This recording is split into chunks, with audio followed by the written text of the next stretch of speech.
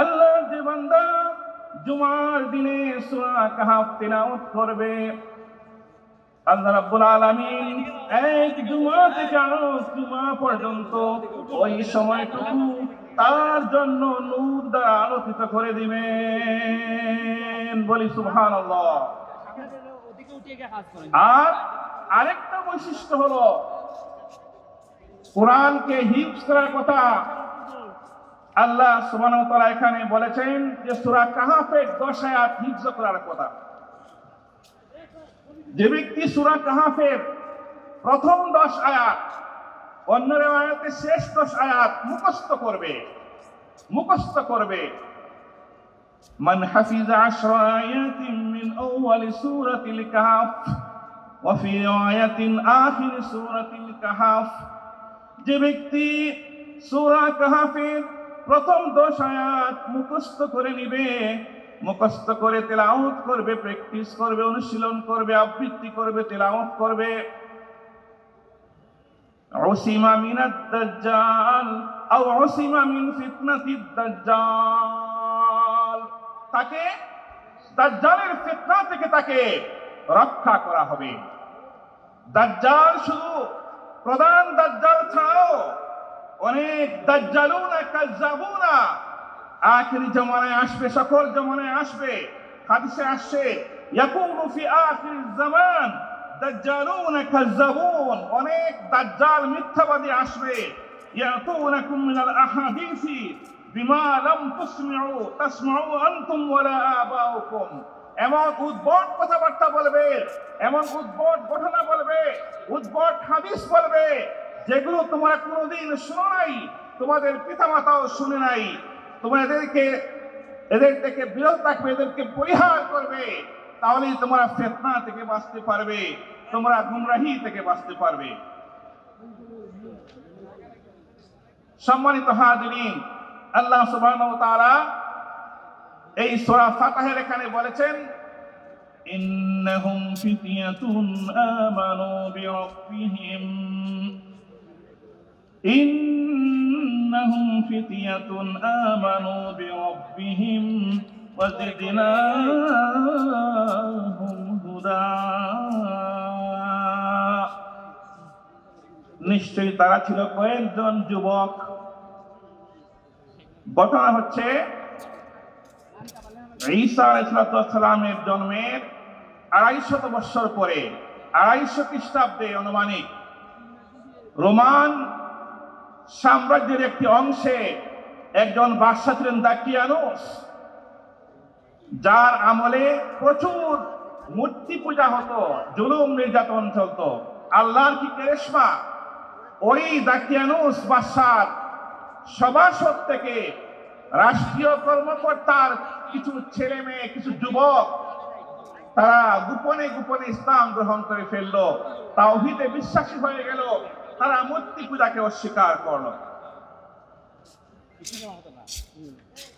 যুবকরা যুগে যুগে যুবকরাই বাতাসের গতি পাল্টে দিতে পারে, যুবকরাই ঘূর্ণিঝড়ের সামনে, বাতিলের নির্যাতনের ঘূর্ণিঝড়ের সামনে বুক পেতে দাঁড়াতে পারে, যুবকরাই পাহাড় পর্বত নদী সাগর সবকিছু পাড়ি দিয়ে বিজয়ী বেশে অগ্রসর হয়ে পৃথিবীর মানচিত্র পরিবর্তন করতে পারে, ঠিক কিনা? এরকম কিছু যুবক তারা একত্রিত হলেন, বাদশার কাছে খবর গেল, বাদশা তাদেরকে ডেকে আনলেন, বললেন আমি খবর পেয়েছি তোমরা গোপনে গোপনে আমার রাষ্ট্রের বিরুদ্ধে চলে গেছ, নতুন এক ধর্ম তোমরা বিশ্বাস করেছ, তোমাদের এত বড় সাহস। বাদশা 3 দিন সময় দিলেন, যেহেতু তোমরা আমাদের সন্তান, আমাদের সভাসদেরই তোমরা সন্তান, আর না হয় তোমাদের এখনই আমি ফাঁসির কাছে ঝুলিয়ে দিতাম। যাই হোক, ভালো করে বোঝার চেষ্টা করো, তোমাদেরকে 3 দিন সময় দিলাম, 3 দিনের মধ্যে তোমরা এই পথ থেকে আমাদের সাথে না আসলে তোমাদেরকে ফাঁসিতে ঝুলিয়ে হত্যা করা হবে। এখন বলো তোমরা কি করেছ? তোমরা কি বিশ্বাস করেছো, তোমরা কি মনে করো?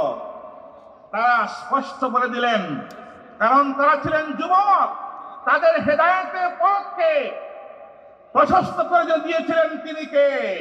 আল্লাহ সুবহানাহু ওয়া তাআলা বলছেন, ইন্নাহুম ফিতয়াতুন আমানু বিরাব্বিহিম ওয়া জিদনাহুম হুদা। নিশ্চয়ই তারা ছিল কয়েকজন যুবক, তারা তাদের রবের প্রতি ঈমান এনেছিল এবং আমি রব্বুল আলামিন তাদের হেদায়েতের পথটাকে প্রশস্ত করে দিয়েছিলাম। وربطنا على قلوبهم إذ قاموا। আল্লাহ বলেন, এবং আমি তাদের অন্তরটাকে দৃঢ় করে দিয়েছিলাম, মজবুত করে দিয়েছিলাম। জুলুম নির্যাতনের সামনে, বাতিলের রক্তচক্ষুর সামনে, রাইফেলের সামনে, বেনটের সামনে যারা বুক পেতে দাঁড়াতে পারে, তাদের অন্তরকে দৃঢ় করে দেন তিনি কে? তিনি আল্লাহ সুবহানাহু ওয়া তাআলা। আল্লাহ বলেন, ওয়ারাবাতনা আলা কুলুবিহিম ইয কামু। যখন তারা বাদশার সামনে দাঁড়ালো, বাদশার সামনে, বাদশার মুখের উপর তারা বলল, আমরা ওই মূর্তি পূজায় বিশ্বাস করি না, আমরা ওই আপনাদের অনর্থক ইবাদতের মধ্যে লিপ্ত হতে পারবো না। আমরা এমন রবকে স্বীকার করেছি যিনি আসমান জমিন সকল কিছুর রব, পালনেওয়ালা। তা স্পষ্ট বলে দিল, রব্বুনা রব্বুস সামাওয়াতি ওয়াল আরদ লান নাদ'উ মিন দুনিহি ইলাহা। আমরা কখনোই আল্লাহকে ছাড়া অন্য কাউকে ইলাহ আমরা মানতে রাজি নই। আমরা তোমাদের এই দেশে যে মূর্তি পূজা চলছে, যে ডং তামসা চলছে, যে জুলুম নির্যাতন চলছে, এগুলোর বিরুদ্ধে আমরা দাঁড়িয়ে যাব। আমরা আল্লাহ ছাড়া অন্য কাউকে আমরা মানব না, কারো আনুগত্য আমরা স্বীকার করব না, কারো সামনে আমরা মাথা নত করব না। লাকাদ কুলনা ইদান শাতাতা। তাহলে এটা হয়ে যাবে মারাত্মক গর্হিত কাজ, এটা আমরা করতে পারি না। সম্মানিত হাজিরিনে কেরাম, আল্লাহ পাক বলেছেন ফিতিয়াতুন, কিছু যুবক। যুগে যুগে এভাবেই যুবকরা সকল আন্দোলন সংগ্রামে নেতৃত্ব দিয়ে সমাজ পরিবর্তনের নিয়ামক শক্তি হিসাবে আবির্ভূত হয়েছে। আমরা দেখি নবী করিম সাল্লাল্লাহু আলাইহি সাল্লামের সময়ে যারা তার সাথী সঙ্গী হয়ে ইসলামকে বিজয়ের পথে ভূমিকা রেখেছিলেন, তাদের অধিকাংশই ছিলেন যুবক। কারা ছিলেন? যুবক ছিলেন। আমরা দেখেছি আল্লাহ নবীর যারা সঙ্গী সাথী, যেমন আশারায়ে মুবাশশারা, কয়জন? 10 জন জান্নাতের সুসংবাদ প্রাপ্ত। عن عبد الرحمن بن عوف قال قال رسول الله صلى الله عليه وسلم 10 في الجنة। আল্লাহ নবী বলছেন 10 জন জান্নাতে যাবেন। আবু বকরিন ফিল জান্নাহ ওয়া উমর ফিল জান্নাহ ওয়া উসমান ফিল জান্নাহ ওয়া আলীউন ফিল জান্নাহ ওয়া যুবাইর ফিল জান্নাহ ওয়া তালহা ফিল জান্নাহ ওয়া ইবনু আউফ ফিল জান্নাহ ওয়া সা'দ ফিল জান্নাহ ওয়া সাঈদ ইবনু যায়েদ ফিল জান্নাহ ওয়া আবু উবাইদা ইবনুল জাররাহ ফিল জান্নাহ। আল্লাহু আকবার। এই যে 10 জন সাহাবীর নাম বলা হলো, প্রথম 4 জন হচ্ছেন খুলাফায়ে রাশিদিন। প্রথমত আবু বকর রাদিয়াল্লাহু আনহু, তার বয়স ছিল ইসলাম গ্রহণের সময় 37 বছর, যুবক। ওমর ইবনে খাত্তাব ছিলেন 27 বছর। উসমান ইবনে আফফানের বয়স ছিল 34 বছর। আলী রাদিয়াল্লাহু আনহুর বয়স ছিল মাত্র 10 বছর। বাকি 6 জন, এর মধ্যে সর্বনিম্ন বয়স হচ্ছে তালহা রাদিয়াল্লাহু আনহু, তার বয়স ছিল 14 বছর। আর সর্বোচ্চ হচ্ছেন আব্দুর রহমান ইবনে আউফ, তার বয়স ছিল মাত্র 30 বছর। বাকি সবাই এই 15, 16, 17, 27 বছরের মধ্যে সীমাবদ্ধ। সম্মানিত মুসল্লিয়ানে কেরাম, এছাড়াও আল্লাহ নবীর অনেক সাহাবী যারা যুবক বয়সে, কিশোর বয়সে ইসলাম গ্রহণ করে ত্যাগ তিতিক্ষার নজির স্থাপন করেছিলেন, তার মধ্যে অন্যতম হচ্ছেন হযরতে মুসআব ইবনে উমাইর রাদিয়াল্লাহু আনহু, যিনি ওই মক্কার সবচেয়ে ধনাঢ্য ফ্যামিলির সন্তান হয়েও ইসলামের জন্য বাড়ি ঘর ধন সম্পদ সবকিছু পরিত্যাগ করে আল্লাহ নবীর সঙ্গী হয়েছিলেন এবং আল্লাহ নবী তাকে মদিনায় পাঠিয়ে দিয়েছিলেন কোরআন শিক্ষা দেওয়ার জন্য।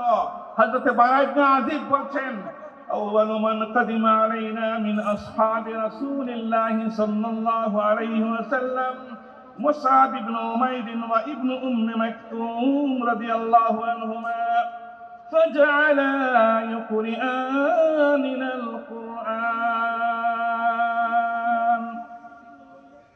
সর্বপ্রথম এই ত্যাগ তিতিক্ষায় উত্তীর্ণ সাহাবী মুসআব ইবনে উমাইর রাদিয়াল্লাহু আনহু আল্লাহ নবী তার অ্যাম্বাসেডর করে, তার দূত করে, কুরআনের শিক্ষক করে মদিনায় পাঠিয়ে দিয়েছিলেন এবং মদিনায় তারই হাতে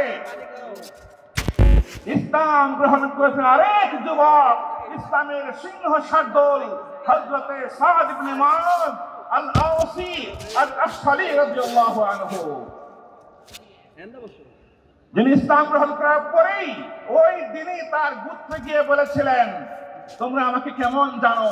তারা বলেছিলেন যে আমরা আপনাকে আমাদের সর্দার জানি, আপনি আফদালুনা ওয়া সাইয়্যিদুনা নাকিবাতান, আপনি আমাদের সর্দার, আপনি আমাদের শ্রেষ্ঠ রকিব। তখন তিনি বলেছিলেন, তাহলে আজকে আমি সত্যের সন্ধান পেয়েছি, আজকে তোমাদের প্রত্যেকটা পুরুষ ও মহিলা তাদের সাথে আমি কখনো কথা বলবো না, যদি না তারা আজকের মধ্যেই এই ঘোষণা দেয় লা ইলাহা ইল্লাল্লাহ মুহাম্মাদুর রাসূলুল্লাহ। তার ঘোষণাতে ওই দিনের ভিতরেই তার গোত্রের সবাই কালিমা পড়ে মুসলমান হয়ে গিয়েছিল। সুবহানাল্লাহ। এরকম সিংহ শার্দুল সাহাবী হযরতে সাদ ইবনে মুআয ইসলাম গ্রহণ করেছেন মাত্র 31 বছর বয়সে। কত বছর বয়সে? 31 বছরের তাগড়া যুবক, এবং তার শাহাদাত হয়েছে, মৃত্যুবরণ করেছেন 36 বছর বয়সে। মাত্র 5 বছরের ইসলামী জিন্দেগি। খন্দকের যুদ্ধের পরে জিবরিল আমিন আকাশ থেকে সবুজ পাগড়ি প্রদান করে আল্লাহ নবীর দরবারে এসে বললেন, ইয়া রাসূলুল্লাহ, ইয়া হাবিবাল্লাহ, পৃথিবীতে এমন কি ঘটেছে, কি ঘটেছে পৃথিবীতে? মান হাযাল আবদুস সালিহ আল্লাযী মাতা ফুতিহাত লাহু আবওয়াবুস সামাই ওয়া তাহাররাকা লাহুল আরশু। ইয়া নবিয়াল্লাহ, ইয়া হাবিবাল্লাহ, দুনিয়াতে এমন কি ঘটলো? ওই এমন পুণ্যবান ব্যক্তিটি কে যার মৃত্যু হয়েছে এবং যার মৃত্যুর কারণে আকাশের সমস্ত দরজা খুলে দেওয়া হয়েছে, আল্লাহর আরশ থেকে কেঁপে উঠেছে। আল্লাহর হাবিব বুঝতে পারলেন তার প্রিয় সাহাবী সাদ ইবনে মুআয রাদিয়াল্লাহু আনহু ইন্তেকাল করেছেন। দৌড়ে গেলেন সেই সাদ ইবনে মুআয রাদিয়াল্লাহু আনহু দাফন করার জন্য। সেখানে অনেক ঘটনা ঘটলো। দেখা গেল সেই সাদ ইবনে মুআযের জানাজায় আকাশ থেকে 70,000 ফিলিস্তিনি এসেছিলেন, সুবহানাল্লাহ, যারা এর আগে পৃথিবীতে আগমন করেন নাই। কারণ কি ছিল? কারণ ছিল সাদ ইবনে মুআয ইসলামের জন্য, আল্লাহর দ্বীনের বিজয়ের জন্য, কুরআনের রাজ কায়েমের জন্য, ইসলাম প্রতিষ্ঠার জন্য বদরের যুদ্ধে, উহুদের যুদ্ধে, খন্দকের যুদ্ধে জান বাজি রেখে যুবকদের সর্দার হয়ে ভূমিকা রেখেছিলেন। আমরা দেখি বদরের যুদ্ধে আল্লাহর নবী যখন মুখোমুখি হবেন, পরামর্শ করলেন মুহাজিরদের সাথে, আনসারদের সাথে, কি করা যায়, কিভাবে যুদ্ধ করবো, আপনারা কি রাজি আছেন? মুহাজিরদের পক্ষ থেকে পরামর্শ আসলো, সবাই পরামর্শ দিলেন, ঠিক আছে আমরা আছি। এবার আনসারদের পক্ষ থেকে পরামর্শ। আল্লাহ নবী বললেন, মা তারাও না, হে আনসাররা, তোমরা কি মনে করো এই যে কঠিন যুদ্ধ, অসম যুদ্ধ, আমাদের অস্ত্র নাই, জনবল নাই, পাওয়ার নাই, তারা 1000 সৈন্য সমরাস্ত্র নিয়ে আমাদেরকে ঘেরাও করেছে, আজকে তারা মক্কা মদিনা আক্রমণ করতে যাচ্ছে, আমরা কি করে প্রস্তুতি নেব, কি করে আমরা মোকাবেলা করব, তোমাদের মতামত কি? হযরত সাদ ইবনে মুআয রাদিয়াল্লাহু আনহু বলেন, ইয়ানা তুরিদু ইয়া রাসূলুল্লাহ, আল্লাহর রাসূল আপনি কি আমাদের পরামর্শ চাচ্ছেন? এই বলে তিনি দাঁড়িয়ে গেলেন, পতাকার মতো দাঁড়িয়ে গেলেন এবং বললেন, ইয়া রাসূলুল্লাহ, লাকাদ আমান্না বিকা ইয়া হাবিবাল্লাহ, নিশ্চয়ই আমরা আপনার প্রতি ঈমান এনেছি, ওয়া সাদ্দাকনাকা, আপনাকে সত্য বলে মেনে নিয়েছি, ওয়া শাহিদনা আন্না মা জিতা বিহি হুয়াল হক, এবং আপনি যা নিয়ে এসেছেন, যে দিন নিয়ে এসেছেন, সেই দিনকে আমরা সত্য বলে আমরা মেনে নিয়েছি, সাক্ষ্য দিয়েছি। وأعطينا على ذلك وثوقنا ومواعيدنا, এবং আমরা এই কথার উপর আমাদের অঙ্গীকার প্রদান করেছি এবং আমরা শপথ গ্রহণ করেছি। আমরা শপথ গ্রহণ করেছি, আমরা অঙ্গীকার নিয়েছি, এই কথার উপর আপনি হক বলে আমরা অঙ্গীকার করেছি। সুতরাং ফামজি লিমা রাক্তা ইয়া নবী আল্লাহ, দ্বীনকে বিজয়ী করার জন্য, ইসলামকে প্রতিষ্ঠা করার জন্য, এই বদরের ময়দানে কাফির কুফফারদের সাথে মোকাবেলা করার জন্য আপনি আমাদেরকে যেখানে যান রাজি আছি, ওয়াল ফানাহনু মাকা, আমরা আপনার সাথে আছি, আমরা আপনাকে ছেড়ে কখনো যাব না। তিনি আরো বললেন, ইয়া রাসূলুল্লাহ, ইয়া হাবিবাল্লাহ, ওয়াল্লাযী বা'সাকা বিল হক, যিনি আপনাকে সত্য সহকারে প্রেরণ করেছেন, তার কসম করে বলছি, লাউ ইস্তা'আরাস্তা বিনা হাযাল বাহরা ফাকুস্তাহু লাকুজনাহু মা'ক, যদি আপনি ইসলাম কায়েমের প্রয়োজনে ওই মক্কার কাফিরদের সাথে সংগ্রাম করতে গিয়ে আপনি আমাদেরকে নিয়ে ওই সাগরের মধ্যে ঝাঁপ দেন, আপনি ওই সাগরের সম্মুখীন হন এবং সাগরে ঝাঁপ দেন, তাহলে আমরা সবাই আপনার সাথে ওই সাগরে ঝাঁপ দিতে প্রস্তুত রয়েছি। আল্লাহু আকবার। আমরা কেউ আপনাকে ছেড়ে যাব না, আমরা ওই যুদ্ধের ময়দানে সাবরুন ফিল হারবি ওয়া সাদকুন ফিল লিকাই, আমরা ধৈর্যশীল থাকবো, আমরা স্থিতিশীল থাকবো, আমরা অটল অবিচল থাকবো, এবং ইনশাআল্লাহ আমাদের কার্যক্রমে আপনার চক্ষু শীতল হয়ে যাবে, আপনি কিছু হয়ে যাবেন। সম্মানিত মুসল্লিয়ানে কেরাম, এইভাবে যুগে যুগে যুবকরাই ইসলামের বিজয় ছিনিয়ে এনেছেন। আমরা দেখেছি আসহাবে কাহাফের, এই যে যুবকদের কথা বলেছিলাম, সেই যুবকরা আপাতত তারা যখন দেখলেন যে ঈমান বাঁচানো যাবে না, জোর করে মূর্তি পূজা করানো হবে অথবা শেষ করে দেওয়া হবে, জন্য তারা বের হয়ে গেলেন পরামর্শ করে, এবং তারা বললেন, বের হয়ে তারা আল্লাহর কাছে দোয়া করলেন, রব্বানা আতিনা মিন লাদুনকা রাহমা, রব্বানা আতিনা মিন লাদুনকা রাহমা ওয়া হাইয়্ লানা মিন আমরিনা রাশাদা। হে আল্লাহ, এই জালিম বাদশা আমাদেরকে শেষ করতে চাচ্ছে, আমরা চলে এলাম সেখান থেকে, আমরা এই গুহায় একটু আশ্রয় নিলাম, আমরা আপনার রহমত চাই, আপনার নুসরত চাই, এবং আমাদের সমস্ত কাজকে আপনি সঠিকভাবে আঞ্জাম দিয়ে দেন, সঠিক ফয়সালা আপনি করেন। আল্লাহ পাক সঠিক ফয়সালা করলেন, তাদের এই নিয়তের কারণে, তাদের এই ইস্তেকামতের কারণে আল্লাহ সুবহানাহু ওয়া তাআলা খুশি হয়ে তাদেরকে এই গুহার মধ্যে ঘুম পাড়িয়ে দিলেন। 309 বছর পরে ঘুম যখন ভাঙল, তখন জানা গেল এই জালেমরা এই পৃথিবী থেকে বিদায় হয়ে গিয়েছে। এখানে ইসলামী স্টেট হয়ে গেছে, তাওহীদের বিজয় ঝান্ডা উত্তোলিত হয়েছে, বলি সুবহানাল্লাহ। এভাবেই যুগে যুগে যখন যুবকরা এগিয়ে আসে, হয়তো কোন সময় জালেমদের চক্ষুশূল হয়ে তারা কিছু আশ্রয় নেয়, কিছু বাড়িঘর ছেড়ে দেয়, ব্যবসা বাণিজ্য ছেড়ে দেয়, জেলে পুড়ে রিমান্ডে নির্যাতন সহ্য করে, কিন্তু তাদের দোয়ার কারণে, তাদের ইসলামের উপর ইস্তেকামতের কারণে, ঈমানের কারণে তারা এক সময় আল্লাহর সাহায্য প্রাপ্ত হয় এবং বিজয় তাদের পদচুম্বন করে, ঠিক কিনা? সম্মানিত হাজরিনে কেরাম, আমরা দেখেছি যে আমাদের এই যে আঞ্জুমানের মাহফিলের যে আমাদের হৃদয়ের স্পন্দন, সেই আল্লামা শহীদ আল্লামা সাঈদীকে তারা 13 বছর তারা জেলে বন্দী করে রেখেছিল, কিন্তু সেই বন্দী করে তিনি যে ইসলামের কোরআনের আলো প্রজ্বলিত করে গিয়েছিলেন, সেই আলোকে তারা থামাতে পারে নাই, স্তব্ধ করতে পারে নাই। যুগে যুগে তারা আমাদের ইমামদেরকে, সলফে সালেহিনদেরকে নির্যাতন করেছে, জুলুম করেছে। ইমাম আবু হানিফাকে জেলে পুরে তারা আমাদেরকে এই শিখার সম্পদ থেকে বঞ্চিত করতে পারে নাই, নাকি পেরেছে? পারে নাই। ইমাম বুখারীকে নির্বাসিত করে তারা আমাদেরকে সহিহ হাদিসের তুরাস থেকে বঞ্চিত করতে পারে নাই, নাকি পেরেছে? পারে নাই। ইমাম ইবনে তাইমিয়াকে নির্যাতন করে, তারা বন্দী করে, তারা উলুমে ওয়াহির সম্পদ থেকে আমাদেরকে বঞ্চিত করতে পারে নাই।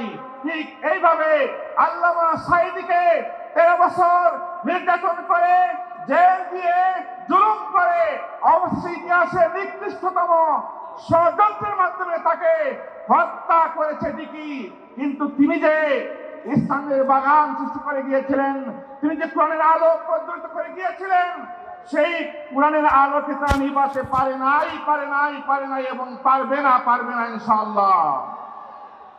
আল্লাহ সুবহানাহু ওয়া তাআলা আমাদেরকে সবাইকে এরকম যুবকদের পথ ধরে, আল্লাহ সুবহানাহু ওয়া তাআলা যেভাবে বলেছেন যে ওয়ারাবাতনা আলা কুলুবিহিম ইয কামু, যখন দাঁড়িয়ে যাবে, যখন সামনে এগিয়ে যাবে, যখন ময়দানে এগিয়ে যাবে, আল্লাহ সুবহানাহু ওয়া তাআলা অন্তরকে মজবুত করবেন, তার রহমত আসবে, তার নুসরত আসবে এবং বিজয় আমাদের কপাল চুম্বন করবে।